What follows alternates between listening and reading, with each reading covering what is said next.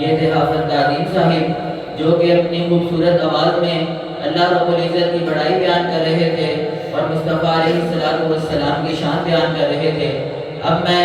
اپنے پروگرام میں تقریر کے لیے دعوت دیتا ہوں حافظ سمران صاحب کو کہ وہ یہاں آئیں اور اپنا معافی ضمیر بیان کریں۔ حافظ سمران صاحب۔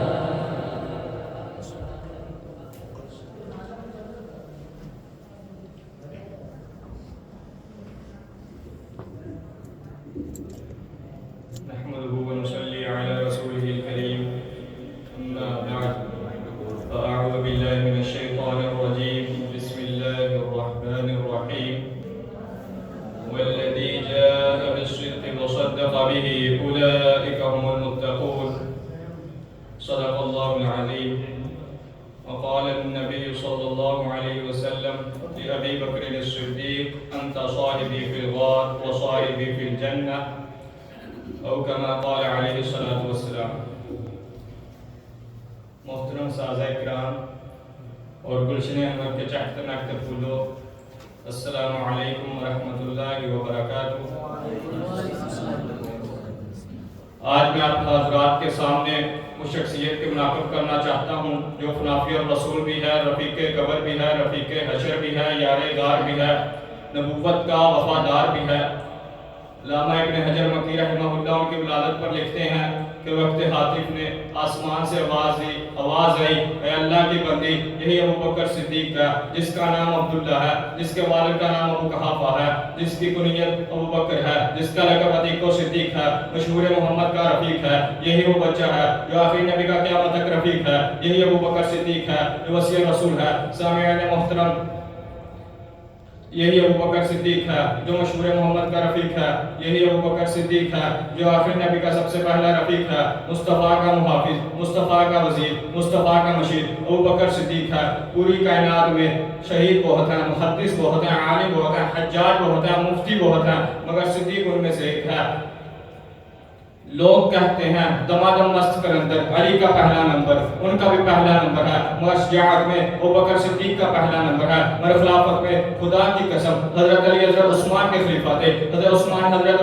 حضرت عمر کے خلیفہ تھے، حضرت عمر حضرت ابو بکر صدیق کے خلیفہ تھے، مگر ابو بکر صدیق خلیفہ تھے تو صرف آپ صلی اللہ علیہ وسلم کے خلیفہ تھے، وہ صدیق اکبر جن کا لقب خلیفۃ الرسول بنا، وہ صدیق اکبر جس کے بارے میں نبی نے خود فرمایا کہ ساری دنیا پر میرا احسان ہے اور مجھ پر صدیق اکبر کا احسان ہے۔ میں کہتا ہوں حضرت علی اور حضرت ابو بکر صدیق میں بڑا فرق ہے، نہ سمجھے تو بیرا غرق ہے۔ نبی کے حجرے کو صدیق نے بار کیا اور علی کے حجرے کو نبی نے بار کیا۔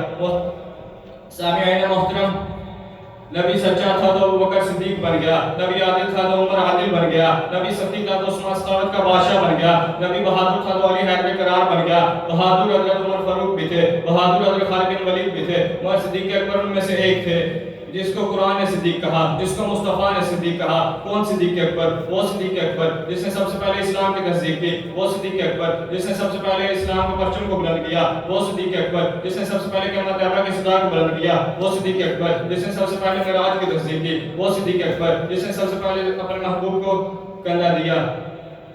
جی ہاں، مجھے کہنے دیجئے کون صدیق اکبر؟ وہ صدیق اکبر جس کے قول و فعل میں صداقت تھی، جس کی طبیعت میں شفقت اور محبت تھی، جس کو حاصل آخری نبی الزمان کی خلافت تھی، جس کے کردار میں بلندی اور رفعت تھی، جس کے جلوت اور خلوت میں نبی صلی اللہ علیہ وسلم کی سنت تھی،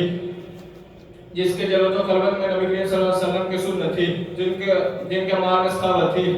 سارا گھر کا گھر لٹا دینے کی عادت تھی، وہ صدیق اکبر جن کا ہر عمل اتباع رسول پر اور ارسال ظاہر رسول میں صرف ہوتا تھا۔ محترم سامعین کرام، وہ صدیق اکبر جس نے محترم سامعین کرام وہ صدیق اکبر جو کائنات کو بتایا گیا کہ صدیق وہ ہوتا ہے جو دنیا کو سب کچھ دیتا ہے، دنیا سے کچھ نہیں لیتا۔ آخر میں اپنی امت سے اس نے کفن بھی نہیں لیا، اپنے وہی پھٹی پرانی چادر میں ملبوس ہو کر دار فانی سے سرخرو ہو کر رخصت ہو گیا اور جاتے جاتے دنیا کو سبق دے گیا کہ صدیق وہ ہوتا ہے جو دنیا کو سب کچھ دیتا ہے اور دنیا سے کچھ نہیں لیتا۔ یہاں آخر میں مجھے کہنے ہی دیجئے،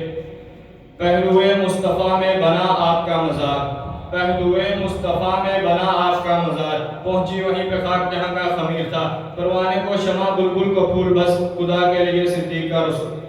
کے لیے خدا کا رسول بس۔